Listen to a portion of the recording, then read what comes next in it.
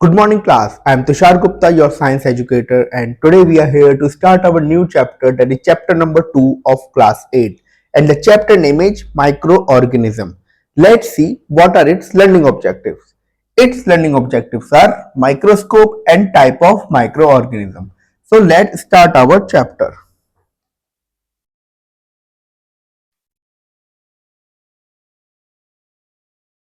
There are different kinds of organisms living in the environment around us. Some of them are large while some are small. Some are so small that they cannot be seen with the naked eyes. बहुत से kind of organism living होते हैं हमारे इस environment में। कुछ बड़े होते हैं, कुछ छोटे होते हैं और कुछ इतने छोटे होते हैं कि वो हमको अपने नेकेड आइज से भी दिखाई नहीं देते। Look at the picture below. What do you think is growing on the t-shirt, shoes, orange? Have you ever seen such growth on the bread? ये कुछ ग्रोथ है बेसिकली इन शूज या फिर ऑरेंज के ऊपर, और ऐसी कुछ ग्रोथ ही कभी कभी हम ब्रेड के ऊपर भी देखते हैं।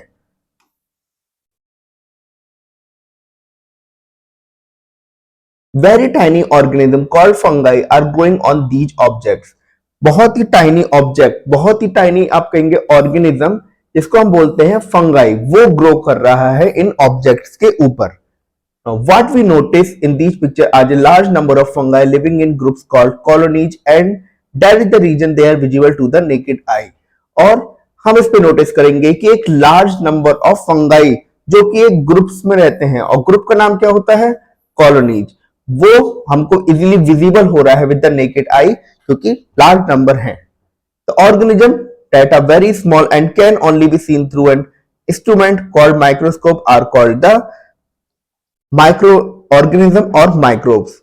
जो ऑर्गेनिज्म बहुत ही स्मॉल है और वो एक इंस्ट्रूमेंट से ही देखे जा सकते हैं, वो इंस्ट्रूमेंट का नाम क्या है?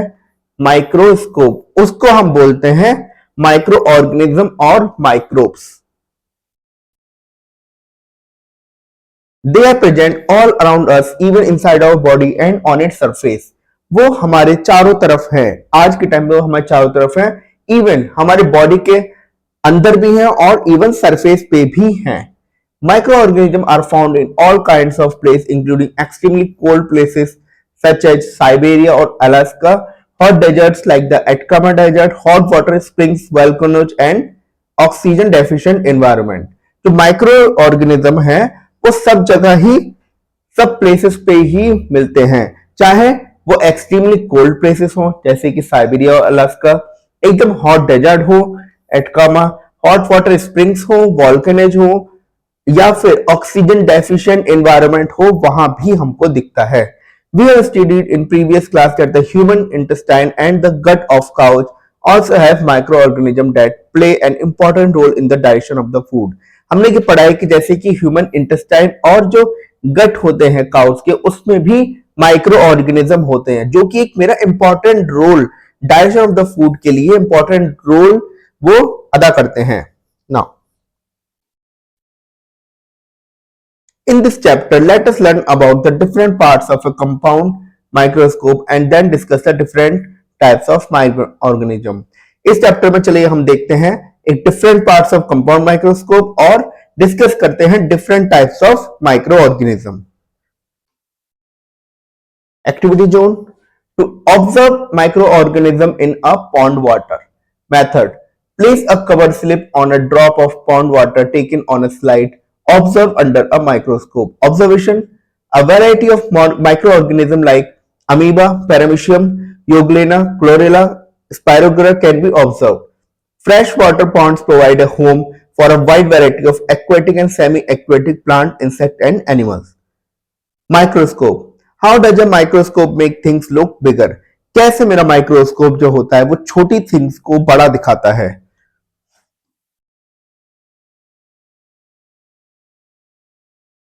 A microscope makes a minute object look bigger by many times than its actual size. एक माइक्रोस्कोप जो होता है वो छोटी सी चीज को भी उससे बहुत ज्यादा बड़ा वो दिखाता है, जो उसका एक्चुअल साइज है उससे काफी बड़ा बना के दिखाता है। A compound microscope has basically two lens system, the eyepiece and the objective lens। और जो कंपाउंड माइक्रोस्कोप होता है, ये कंपाउंड माइक्रोस्कोप है, इसके दो लेंस सिस्टम होते हैं। एक है मेरा आई पीस और दूसरा है मेरा objective lens. The microscope used in school can normally make an object look 25 to 400 times bigger of its actual size. जो स्कूल के अंदर माइक्रोस्कोप होता है वो यूजुअली 25 to 400 टाइम्स बड़ा बना सकता है किसी भी ऑब्जेक्ट को, या उसको लुक जो होता है वो एक्चुअल साइज से 25 to 400 टाइम्स बना सकता है। Hence you observe its magnified image, इसलिए हमें उसकी एक मैग्निफाइड इमेज ही दिखाई देती है। यह है मेरा एक compound microscope. How to use a light microscope. Position yourself behind the microscope. Adjust the low power objective lens above the aperture on the stand. To adjust the lens, turn the disc. When the lens gets adjusted above the aperture, it will make a slight clicking sound. सबसे पहले आपको position करना है microscope के पीछे, then adjust करना है एक लो पावर ऑब्जेक्टिव लेंस को अपर्चर ऑन द स्टैंड पे, देन एडजस्ट करना है लेंस को और टर्न करना है डिस्क को। देन लेंस, जब भी लेंस मेरा एडजस्ट हो जाएगा अबव द अपर्चर, एक मेरी वो स्लाइटली क्लिकिंग साउंड को प्रोवाइड करता है।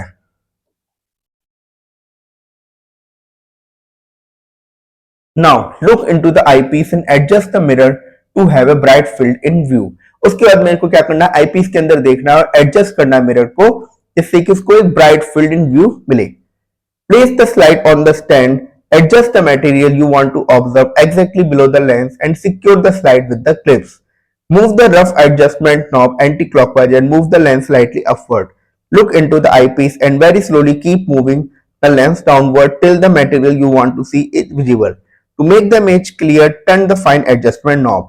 जस्ट उसके बाद क्या करना है, मेरे को एडजस्ट करना है मटेरियल को जिसको मुझे देखना है एग्जैक्टली बिलो द लेंस के, और सिक्योर करना है स्लाइड को विद द क्लिप्स। नाउ उसके बाद में move the rough adjustment knob, जो एक रफ एडजस्टमेंट नॉब होती है उसको एंटी क्लॉकवाइज मूव करना है और लेंस को स्लाइटली अपवर्ड मूव करना है। नाउ आईपीस के अंदर देखना है, स्लोली कीप करना है लेंस को, उस लेंस को कंटिन्यूसली डाउनवर्ड करना है जब तक कि वो मटेरियल जिसको मैं देखना चाहता हूं वो विजिबल ना हो जाए। जैसे मेरी इमेज क्लियर हो जाएगी और तब मेरे को फाइन एडजस्टमेंट नॉब पर टर्न कर देना है।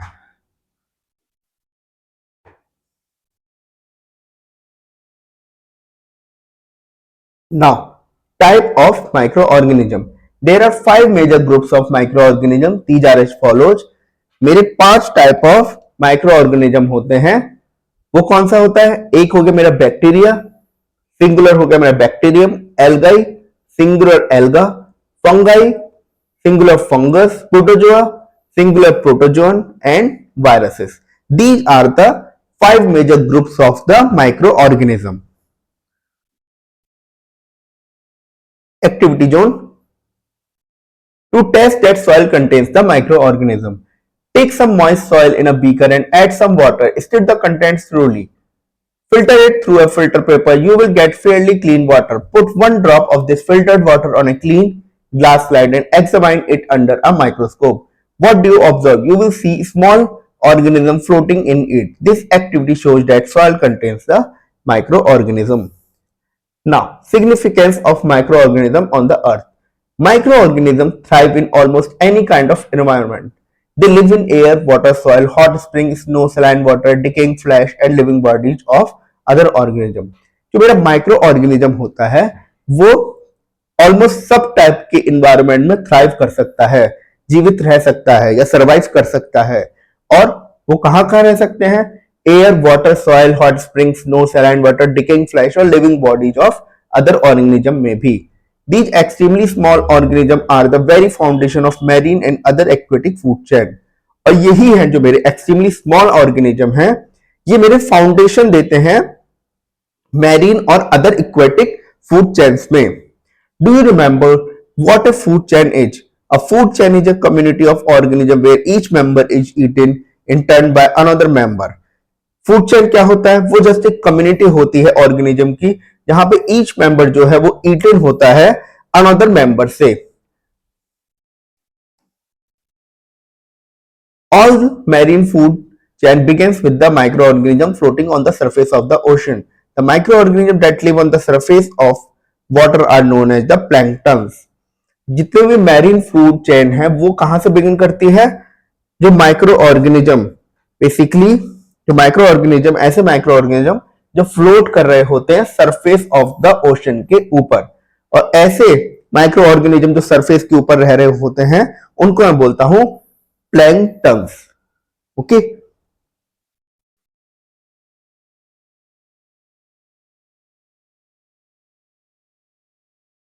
although we cannot see microorganisms without the aid of a microscope, it is possible to identify their presence. Although हमें ऐसे पता है कि जो माइक्रो ऑर्गेनिज्म है वो हम देख नहीं सकते नेकेड आई से, हमें उसके लिए एड चाहिए माइक्रोस्कोप की ही, हेल्प चाहिए माइक्रोस्कोप की। तो ये पॉसिबल है कि उनका आइडेंटिफाई कर सके उनके प्रेजेंस को। Milk turns into curd due to a micro organism known as lactobacilli. Milk जो होता है, बेसिकली जो मिल्क है वो कन्वर्ट हो जाता है कर्ड के अंदर, किसकी वजह से? एक माइक्रो ऑर्गेनिज्म होता है जिसको मैं बोलता हूं lactobacilli. At times food spoil due to the growth of fungi. बहुत से ऐसा टाइम होता है कि मेरा फूड स्पॉइल कर जाता है, किसकी वजह से? फंगाई के ग्रोथ की वजह से। Fungi often grown in such large number that they are visible as a mass on pickles, spoiled fruit and bread. और फंगाई जो होता है वो ऑफनली ग्रो करता है बहुत लार्ज नंबर्स के अंदर, और जिससे कि ज्यादा लार्ज नंबर होने की वजह से वो इजीली विजिबल हो जाता है एज अ मास। और वो किसके ऊपर? पिकल्स, स्पॉइल्ड फ्रूट और इवन ब्रेड के ऊपर भी। नेक्स्ट है मेरा बैक्टीरिया। तो बैक्टीरिया इसका सिंगुलर होता है या साइंटिफिक नेम होता है मेरा basically bacterium, are simple organism that consist of one cell. ये मेरे सिंपल ऑर्गेनिज्म हैं जो वन सेल से कंसिस्ट होते हैं। They are among the smallest living thing, और वो जो है सबसे स्मॉलेस्ट लिविंग थिंग्स हैं उनके उनमें से एक है। Most bacteria measure from 0.3 to 2.0 microns in diameter and can be seen only through a microscope. इनके जो मेजरमेंट होता है यूजुअली 0.3 to 2 तक ही होता है माइक्रोन्स के अंदर, माइक्रोन्स इन डायमीटर, एंड वो जो विजिबल होते हैं केवल माइक्रोस्कोप से ही होते हैं। And 1 micron is equal to 0.001 millimetre. एक माइक्रोन का मतलब होता है 0.001 millimetre. Some scientists classify bacteria as plants. Others believe bacteria are neither as plants nor animals. कुछ साइंटिस्ट ऐसे हैं जो क्लासिफाई करते हो बैक्टीरिया को एज ए प्लांट, बस कुछ ऐसा भी मानते हैं कि बैक्टीरिया ये ना तो प्लांट है ना ही कोई एनिमल है। Bacteria exist almost everywhere. There are thousands of kinds of bacteria, most of which are harmless to human beings. Large number of bacteria live in the human body but cause no harm. Some species cause disease, but many others are useful. जो bacteria होते हैं वो exist करते हैं almost everywhere. Thousands of kind of bacteria हैं जो कि harmless हैं ह्यूमन बीइंग को, और बहुत से ऐसे लार्ज नंबर बैक्टीरिया हैं वो ह्यूमन बॉडी के अंदर ही रहते हैं और कोई हार्म नहीं करते हैं। कुछ स्पेशीज हैं जो डिजीज फैलाते हैं मेरे, बट कुछ ऐसी भी हैं जो यूजफुल होते हैं। Characteristics of bacteria. The outer surface of a bacterial cell is the capsule of a slimy coating. A rigid boundary around the cell is formed by a cell wall. The cytoplasm enclosed within the cytoplasmic membrane and contains ribosomes and nucleoid. Basically, जो outer surface है bacterial cell की वो एक capsule बना देती है slim coating की, और एक रिजिड बाउंड्री होती है अराउंड द सेल, वो फॉर्म करती है बाय अ सेल वॉल। और जो साइटोप्लाज्म होता है वो इंक्लोज होता है विद इन साइटोप्लाज्मिक मेम्ब्रेन, और वो कंटेन क्या करता है? Ribosomes and nucleoid. Bacteria differ from other microorganisms as well as plant and animal cells in the following ways. Bacteria कुछ अलग वे में या अदर ऑर्गेनिज्म से डिफर करता है या फिर प्लांट और एनिमल सेल से अदर डिफर करता है नीचे दिए गए वे में। The genetic material does not have, जो जेनेटिक मटेरियल होता है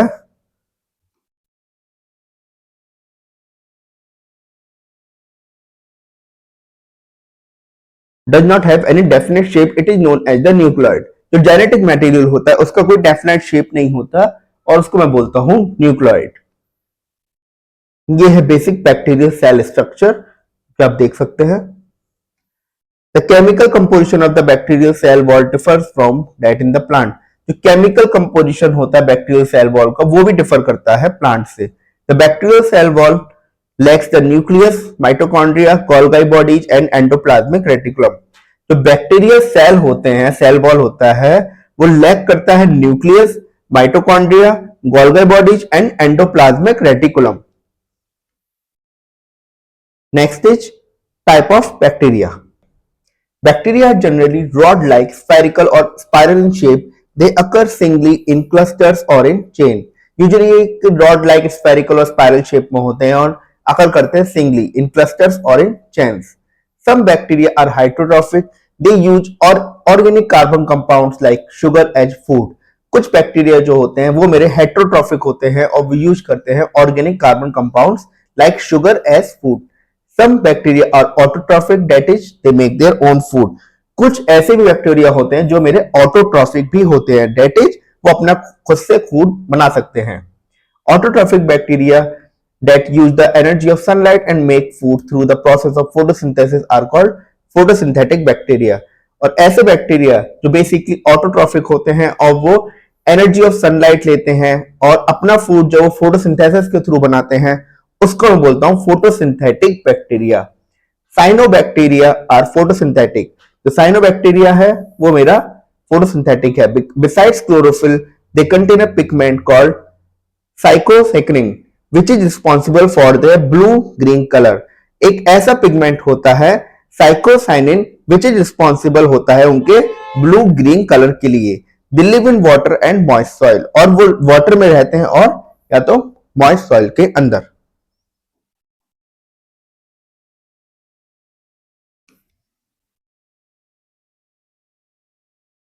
The human hormone insulin is obtained from the bacteria. Earlier, it was obtained from slaughtered cattle and pigs and was very expensive. Large amount of insulin are produced by bacteria and can be separated easily.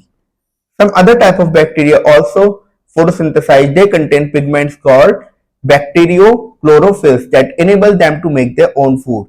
कुछ और भी bacteria होते हैं जो photosynthesis करते हैं और उनके अंदर पिगमेंट होता है बैक्टीरियोक्लोरोफिल जो इनेबल करता है अब फूड अपना खुद से बनाने के लिए. नाउ एक activity zone. To study lactobacillus bacteria in a curd. Take some curd in a test tube and add water to it. Shake it slowly. Place one drop of this solution on a clean glass slide and examine under a microscope. What do you observe? You will see small rod-shaped bacteria floating in it.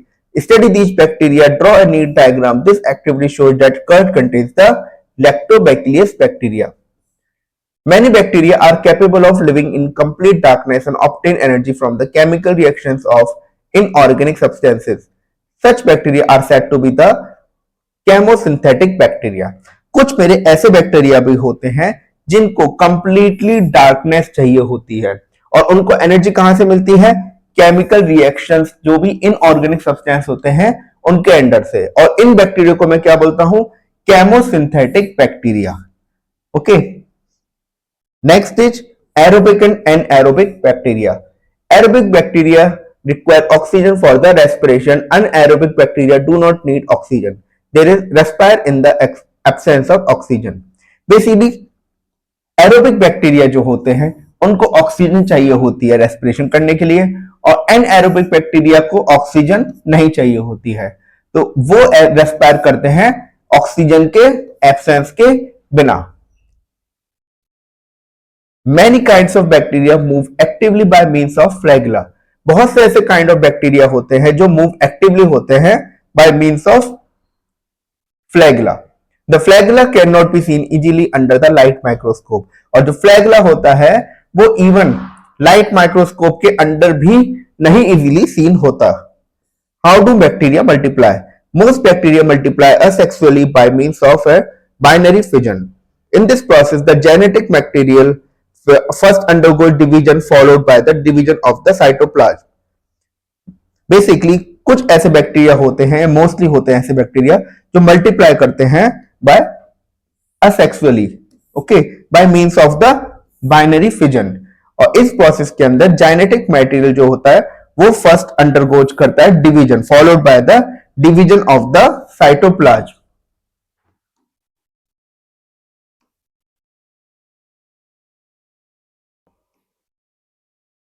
followed by the division of cytoplasm of two cells of approximately equal size. Mix a quarter teaspoon of curd in a lukewarm milk, cover and leave it in a warm place. The milk will turn into curd in a few hours. This demonstrates that a moist and a warm environment is good for the bacterial growth. Next is useful bacteria. There are many bacteria which are beneficial to us. They play many useful roles in our daily life are as follows. बहुत से ऐसे bacteria होते हैं जो useful होते हैं, बहुत से रोल वो हमारी डेली लाइफ में देते हैं. Like bacteria help in the production of vinegar, wines, alcohol by fermentation of the fruit juices. Fermentation of fruit juices के हेल्प से बैक्टीरिया जो होते हैं वो प्रोडक्शन करने में काम आते हैं. किसका? विनेगर का, वाइन का एंड एल्कोहल का. Bacteria help in the fermentation of certain food. For example, Lactobacillus is a bacterium which helps to make curd from the milk. Milk से कर्ड बनने के जो प्रोसेस होता है उसमें बैक्टीरिया ही हेल्प करता है. कौन सा बैक्टीरिया होता है वो? लैक्टोबैक्टीरियस. Many antibiotics are prepared using bacteria such as terramycin, saccharomycin, aureomycin. Symbiotic bacteria, Rhizobium, living in the root nodules of the leguminous plant, absorb atmospheric nitrogen and convert it into the nitrogenous compound. जो symbiotic bacteria होता है Rhizobium, जो मेरे root nodules के अंदर होता है, वो plant वो क्या करते हैं? Absorb करता है atmospheric nitrogen और उसको nitrogenous compounds के अंदर convert कर देता है. Anaerobic bacteria जो है decompose animal waste to biogas which is used as a domestic fuel. और एनएरोबिक बैक्टीरिया वो डिकम्पोज कर देता है एनिमल वेस्ट को बायोगैस के अंदर, जिससे कि वो डोमेस्टिक फ्यूल यूज में आ पाए. Next is harmful bacteria. Some microorganism such as Clostridium botulinum, a soil bacterium called the food poisoning. कुछ ऐसे माइक्रो ऑर्गेनिज्म भी होते हैं लाइक दिस क्लोस्ट्रिडियम बोटुलिनम, जो कि एक है सॉइल बैक्टीरियम, वो इवन फूड पॉइजनिंग में प्रॉब्लम क्रिएट करता है. Harmful bacteria present in the food item produce from the infected animals are often transmitted to the humans. जो ऐसे हार्मफुल बैक्टीरिया जो प्रेजेंट होते हैं फूड आइटम्स में, जो प्रोड्यूस्ड होते हैं इन्फेक्टेड एनिमल्स से, वो ऑफन ह्यूमंस में भी ट्रांसमिटेड हो जाते हैं.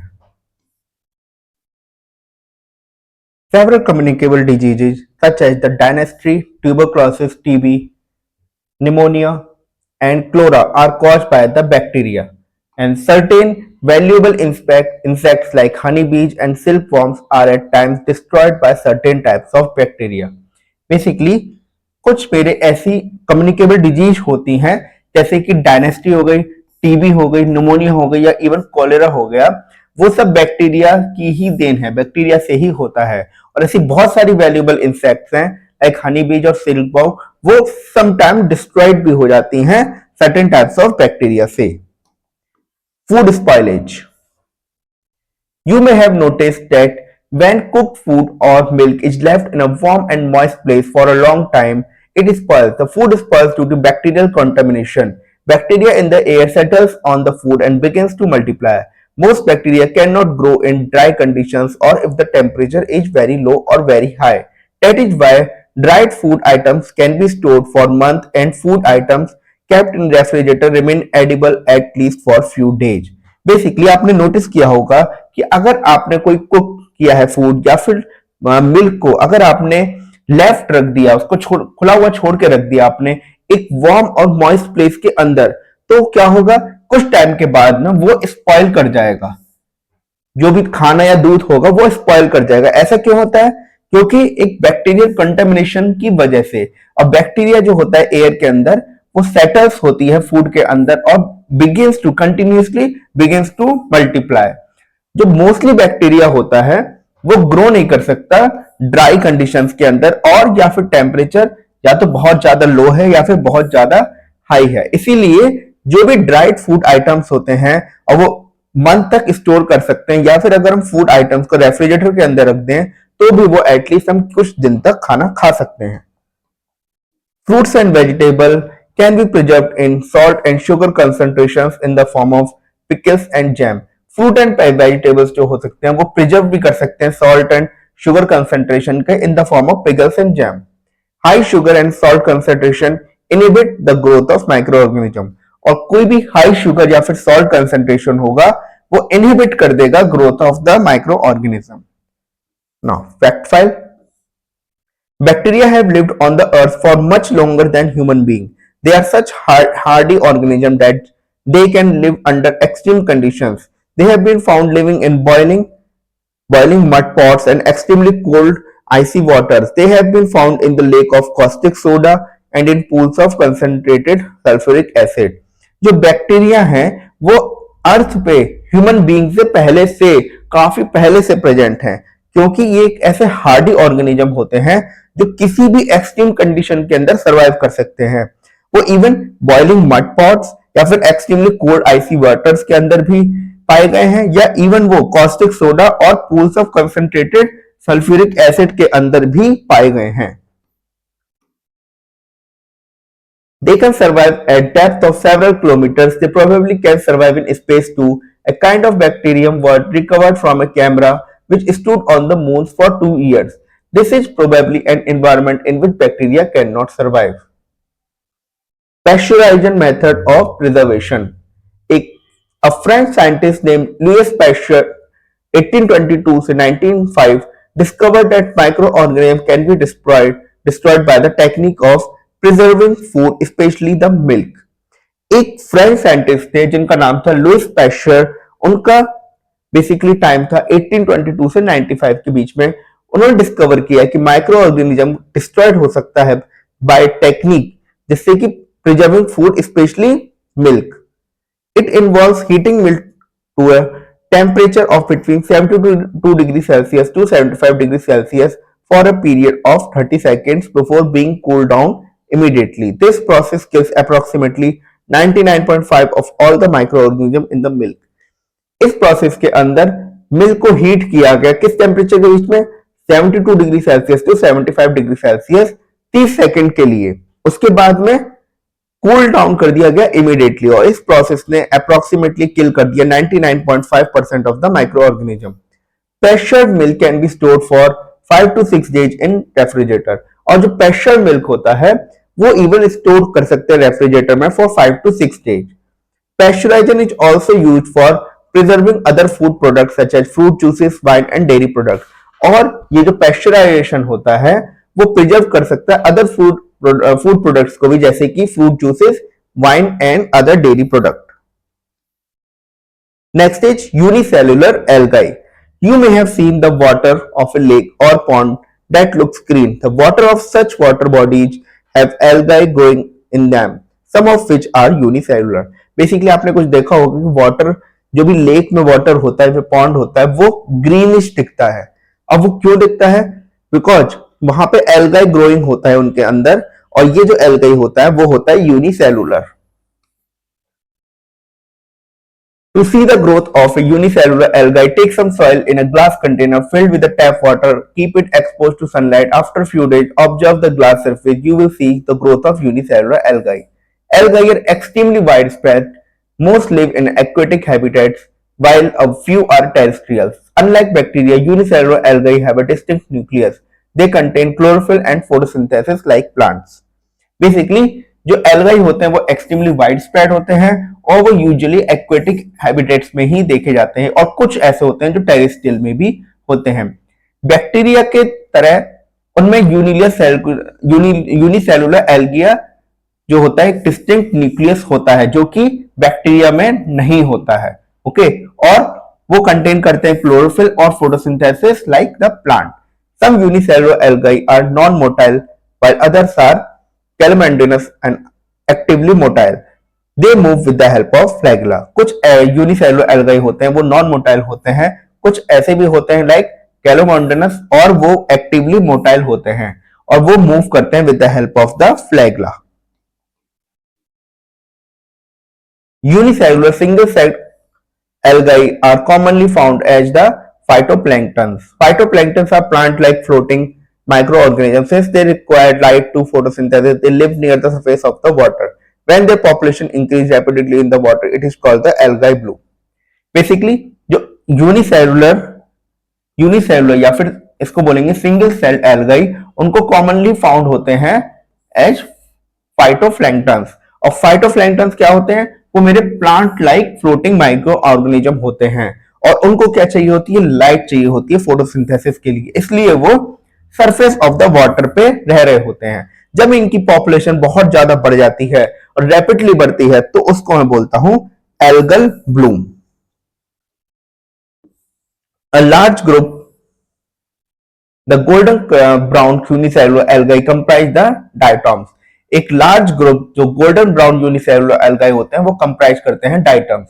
The cell wall of diatoms contain the silica. Another group of algae of great biological importance are the dinoflagellus.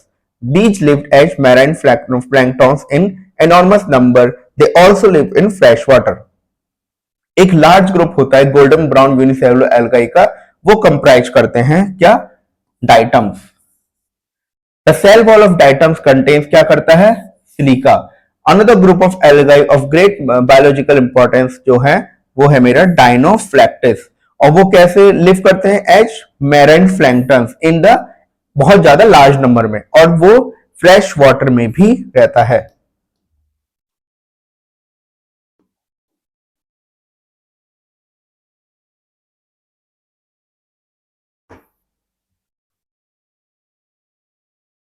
Activity zone. To observe the presence of the fungi, place a piece of bread of chapati in a moist container, close and place it in a warm place for a few days. You will notice that white, grayish, black spot on the food items. Pick up some material from the spots with the help of toothpick and put it on the microscope slide and observe it under the microscope. These woolly, hairy or cotton spots are usually a colony of type of microorganism properly called the molds. The molds that grow on stale bread and on overripe orange are microorganisms called the fungi. Microorganism algae make and add huge amount of oxygen into the atmosphere every day. ये जो microscopic algae होती है वो add करती है huge amount of oxygen environment के अंदर। They contribute in sustaining the life on earth, और वो कंट्रीब्यूट करती है जिससे कि लाइफ जो होती है अर्थ के ऊपर सस्टेन कर पाए। Algae reproduce by binary fission. Some also reproduce sexually. Algae जो reproduce होती है वो binary fission से होती है, और कुछ ऐसी algae होती है जो reproduce करती है sexually. Some algae such as seaweeds are multicellular and form very large colonies. कुछ ऐसी algae भी होती हैं like seaweeds, और वो multicellular होती हैं और वो form करती हैं very large colonies. Multicellular algae are classified as plants, but they do not have flowers, seeds, true leaves, root of stem. जो मल्टी सेलुलर एल्गाई होती है वो क्लासिफाइड करती है प्लांट्स की तरह, बट उनके पास में कोई भी फ्लावर, सीड, ट्रू लीव्स और रूट ऑफ स्टेम नहीं होता।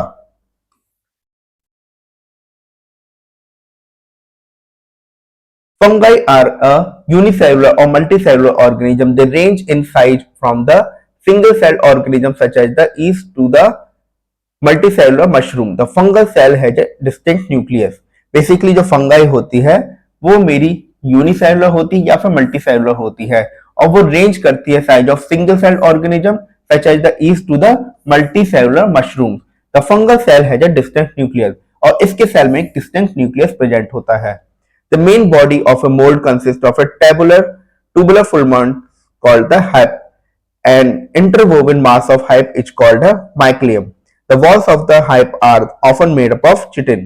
बेसिकली जो मेन बॉडी होती है मोल्ड की वो कंसिस्ट किसके करती है? ट्यूबुलर फिलामेंट्स, जिसको मैं क्या बोलता हूं? हाइप। और जो इंटरवोवन मास होता है हाइप का उसको मैं बोलता हूं माइसीलियम। और जो वॉल्स होती है हाइप की वो ऑफन मेड अप ऑफ होती है chitin.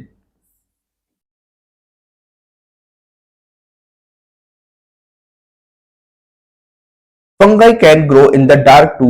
They do not contain chlorophyll and cannot make their own food. जो फंगाई होती है वो इवन ग्रो कर सकती है डार्क में, क्योंकि उसके अंदर कोई क्लोरोफिल नहीं होती है, और कैन नॉट अपना फूड खुद से नहीं बना सकते। So they are heterotrophic.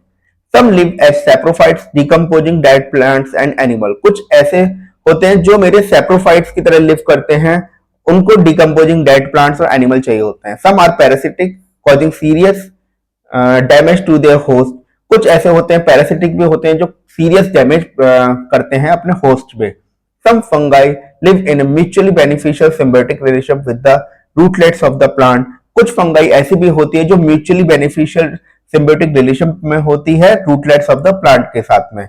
The plant receive the necessary mineral from the fungi while the fungi receive carbohydrate and vitamin from the plant. यहाँ पे प्लांट जो होते हैं वो रिसीव करते हैं नेसेसरी मिनरल्स फंगाई से, और फंगाई रिसीव करता है कार्बोहाइड्रेट्स और विटामिन प्लांट से। How do fungi reproduce? Fungi reproduce both by sexual and asexual method.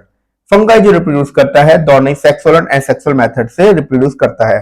Sexual reproduction, most fungi have a sexual reproduction stage during their life cycles producing spores that acts like gametes they combine to form. Mostly जो fungi होता है वो sexual reproduction stage से जाता है जहां पे life cycle meet करती है, वहां पे वो प्रोड्यूस करते हैं स्पोर्स दैट एक्ट करते हैं as a gametes, they combine to form a zygote which develops into a new fungus। और वो डेवलप करते हैं एक जायगोट के फॉर्म में जो डेवलप कर जाता है एक new fungi. Now asexual production, fungi reproduce asexually by two methods, that is budding and spore formation। Fungi जो होता है वो asexually दो मेथड से होता है, budding and spore formation। Yeast reproduce by budding, whereas molds, mildews and mushrooms reproduce mainly by spore formation। जो yeast होती है वो रिप्रोड्यूस करता है by budding, whereas molds, mildews and mushrooms reproduce करते हैं by spore formation। Fungi spread very fast because in fungi a large number of spores are produced at a time। Spores being light are easily carried by air or water। Fungi जो होता है उसके अंदर large number of spores होते हैं जो produce होते हैं एक टाइम पे, और वो जो स्पोर्स होता है बहुत ज्यादा लाइट होते हैं और इजीली कैरीड कर लिए जाते हैं एयर या वाटर से। Activity zone, to observe the budding of yeast cells, put some baker's yeast in a warm sugar solution, leave it undisturbed for 2-3 hours, put one drop of it in clean glass slide and examine the fluid under a microscope, you will see a budding of yeast cells। Next activity zone, add yeast to some wheat flour and knead it well, leave the dough undisturbed in a warm place for 3 to 4 hours।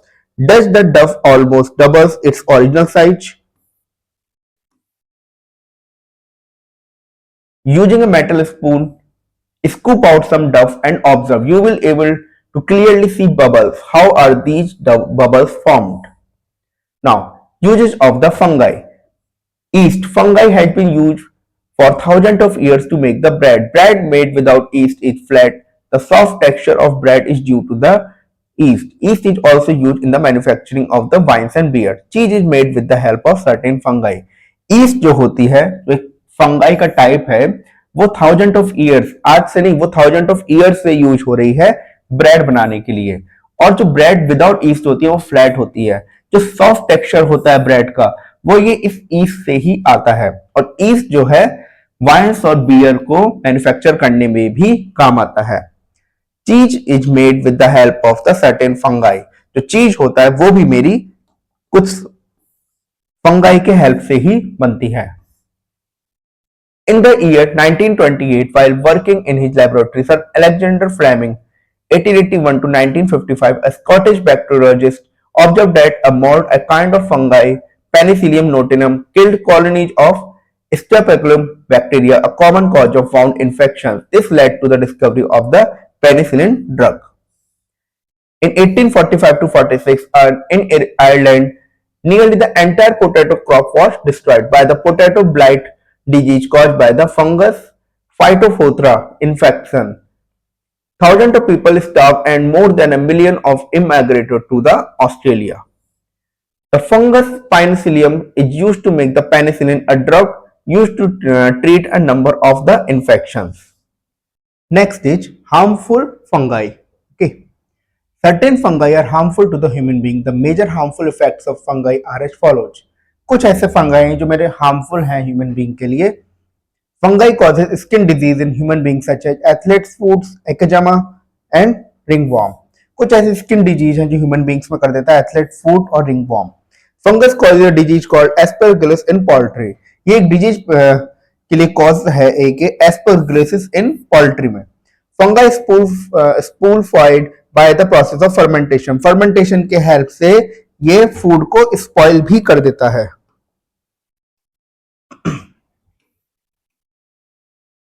Fungi causes various disease in plant, बहुत सी ऐसी disease हैं जो plants में fungi कर देता है, जैसे कि blight disease in potato, rust disease in wheat, mildew destroy the plants like the wheat, grape and barley. Next is protozoa. All protozoa are unicellular animal like microorganism, जितने protozoa वो सब unicellular animal हैं like the micro organism. At times they are found in large groups and form a colony, कुछ times पे they are found जो होते हैं वो लार्ज ग्रुप्स में होते हैं और फॉर्म करते हैं colony. They are larger in size than bacteria and can be found in staged water, ponds, moss, soil, ocean and even faeces. ये जो है लार्जर होते हैं साइज में बैक्टीरिया से और फाउंड करते हैं रुके हुए पानी में, पॉन्ड्स में, मॉइस्ट सॉइल में, ओशन में, इवन फेसेस में भी। Protozoa depends on other organism for food, protozoa को डिपेंड करना रहता है अदर ऑर्गेनिज्म फूड के लिए।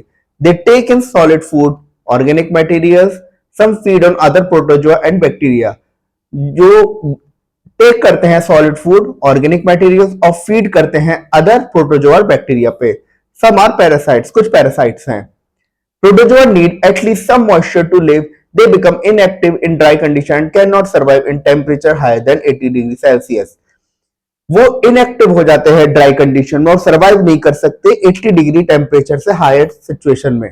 When conditions are not favorable, many protozoa lose water and produce a thick cell wall and become dormant. Such a protozoan cell is called a cyst. कुछ ऐसी condition भी आ जाती हैं, अगर फेवरेबल ना हो उनके अकॉर्डिंग तो वो वाटर को लूज कर देंगे और एक थिक वॉल, सेल वॉल बना देंगे और डोरमेंट हो जाएंगे। ऐसे प्रोटोजोन सेल को बोलता हूं मैं cyst. Some protozoans move with the help of pseudopodia while others have cilia or flagella. Protozoans reproduce asexually by binary fission.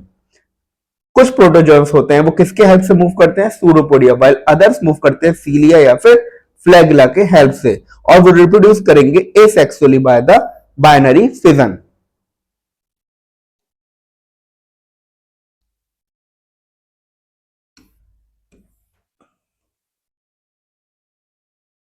How does the food get spoiled? Food spoilage means undesirable changes occurring in the food making it unfit for the human consumption. Food spoilage का मतलब होता है undesirable change होना, food के अंदर एक undesirable change हो जाना जिससे कि वो फूड ह्यूमन के लिए अनफिट हो जाए कंजम्पशन के लिए। Okay, food spoilage results from two chief resources, pest and microorganism. Food spoilage जो होता है वो रिजल्ट करता है दो सबसे ज्यादा चीफ सोर्स हैं, पेस्ट और micro organism. Paste include the insect and rodents, micro organism include the bacteria, moulds and east. Paste जो इंक्लूड करेंगे वो होते हैं मेरे इंसेक्ट्स या फिर रोडेंट्स, और माइक्रो ऑर्गेनिज्म जो इंक्लूड करती हैं वो होती है bacteria, moulds and yeast. Food spoils when enough microorganism multiply in the food to cause changes in flavour और ऑर्डर। फूड स्पॉइल्स, जब फूड स्पॉइल हो जाता है तो माइक्रो ऑर्गेनिज्म बहुत ज्यादा मल्टीप्लाई हो जाते हैं और वो क्या कर देंगे? फ्लेवर में चेंज कर देंगे और ऑर्डर में चेंज कर देंगे। Bacteria multiply very rapidly to produce the acids, gas and other chemical, some of which may be poisonous to human being. Bacteria बहुत ज्यादा मल्टीप्लाई हो सकती है रैपिडली, जिससे कि वो प्रोड्यूस कर देगी एसिड, गैसेस और अदर केमिकल्स जो काफी पॉइजनस हो सकता है ह्यूमन बीइंग के लिए। Molds and fungi grow on moist food surface. It is easy to see and make food look unappetizing. जो मोल्ड और फंगाई होती है वो ग्रो कर जाती है मॉइस्ट फूड सरफेस के ऊपर और वो इजीली सी कर सकते हैं जिससे कि वो अनएपेटाइजिंग दिखने लगे। फूड स्पॉइलेज में अकर बिफोर फ्लेवर और adder change is detectable. Food spoilage जो होता है अकर बिफोर फ्लेवर और ऑर्डर चेंज हुए।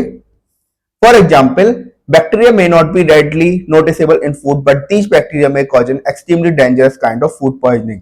जो बैक्टीरिया होती हैं वो readily noticeable नहीं होती कुछ फूड्स में, बट वो बैक्टीरिया एक्सट्रीमली डेंजरस काइंड होती हैं फूड पॉइजनिंग के लिए। Disease caused by the protozoans, amoebic dysentery, a certain type of protozoan called the Entamoeba historica causes a disease called amoebic dysentery. एक सर्टेन काइंड ऑफ प्रोटोजन होता है Entamoeba and histolytica, वो cause करता है कौन सा ऐसा disease, amoebic dysentery. The amoeba attacks the wall of the intestine and feeds upon red blood cell. तो अमीबा होता है वो अटैक करेगी वॉल ऑफ द इंटेस्टाइन और फीड करेगी रेड आरबीसी के ऊपर फीड करेगी। सिस्ट ऑफ पैथोजेनिक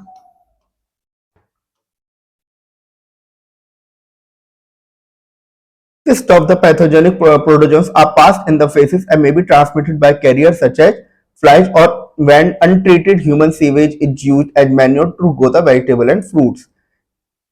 ऐसे प्रोटोजोन्स भी जो पास हो जाते हैं फेसेस में और में इवन ट्रांसमिटेड हो जाते हैं कैरियर सच ए फ्लाइट, और जब वो अनट्रीटेड होते हैं ह्यूमन सीवेज में और एज ए मैन्योर वो ग्रो हो जाते हैं वेजिटेबल्स एंड फ्रूट्स के लिए। Symptoms of amoebic dysentery. The symptoms include the frequent passage of the stool, loose motion, sometimes with mucus and blood, and in some cases vomiting. जो symptoms होते हैं वो frequent passage of the stool होता है, loose motion होता है, even blood के साथ में और even vomiting भी। Observe the presence of amoeba.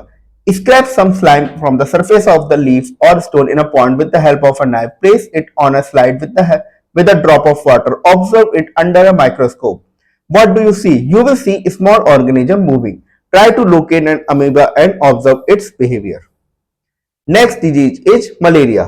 Malaria in human being is caused by a protozoan parasite called the Plasmodium vivax. जो मलेरिया होता है ह्यूमन बीइंग में एक प्रोटोजोन पैरासाइट के कारण होता है, इसको मैं बोलता हूं Plasmodium vivax. This parasite lives in the female Anopheles mosquito. Basically ये जो पैरासाइट है कहां पे रहता है, फीमेल एनोफिलस मॉस्किटो के अंदर।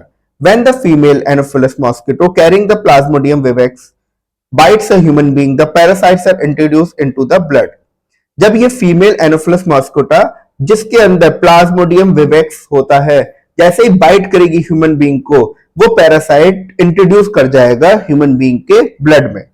If the parasites multiply, they destroy the red blood cell in large numbers and the person suffers from malaria. जैसे ही पैरासाइट मल्टीप्लाई हो जाएगा वो डिस्ट्रॉय कर देगा जितने भी आरबीसी हैं और बहुत ज्यादा लार्ज नंबर ऑफ आरबीसी में डिस्ट्रॉय कर देगा और पर्सन जो है सफर कर जाएगा मलेरिया से। Symptoms of malaria. The symptoms include fever, chills, muscle ache and headache. जो symptoms include करता है fever, chills, muscle ache and headache. Cycles of chills, fever and sweating. Cycles होती हैं chills, fever और sweating की, and they typically recover every 1 to 3 days if the infection is not treated. और वो continuously typically recur करती रहती हैं 1 to 3 days पे अगर इन्फेक्शन को ट्रीट नहीं किया गया। There can be sometimes vomiting, coughing and yellowing, jaundice of the skin. कुछ टाइम पे वॉमिटिंग, कफिंग और जॉन्डिस भी हो सकता है स्किन का। Prevention of malaria. The spread of malaria can be controlled by the following measures. Do not allow water to collect around the home, garden, school, offices and playground as mosquito lay their eggs in water. हमें क्या करना होगा, allow नहीं करना होगा water को collect करने के लिए अपने नियर बाय, जैसे कि होम्स हो गए, गार्डन्स हो गए, स्कूल्स हो गए, ऑफिस हो गए, प्लेग्राउंड्स हो गए, क्योंकि मॉस्किटो भाई अपने अंडे देते हैं। Introduce fish in pond, they feed on mosquito larva and will not let them grow. अपने जो आसपास पॉन्ड्स हैं उसमें फिश को इंट्रोड्यूस कर दीजिए, क्योंकि मॉस्किटो लार्वा के ऊपर ही फिश फीड होती है और उनको ग्रो करने के लिए will not grow them, allow to grow them. Use a mosquito net to sleep in. Mosquito net हमें यूज करना चाहिए स्लीपिंग टाइम पे। Use mosquito repellent cream to keep the mosquito away. Mosquito repellent cream भी आती है, उनका use करना चाहिए। If malaria is common, ask your doctor to prescribe preventive medicine. अगर मलेरिया आपके एरिया में कॉमन है तो अपने डॉक्टर को कहिए कि प्रिस्क्राइब करे कुछ preventive medicine. Take preventive medicine regularly, और प्रिवेंटिव मेडिसिन को हमें रेगुलरली लेना चाहिए। Next is viruses. Viruses are the ultra microscopic and the smallest microorganism. They are the simplest form of life known to science and are a puzzle to biologists because they show some characteristic of the living and some of the non-living material.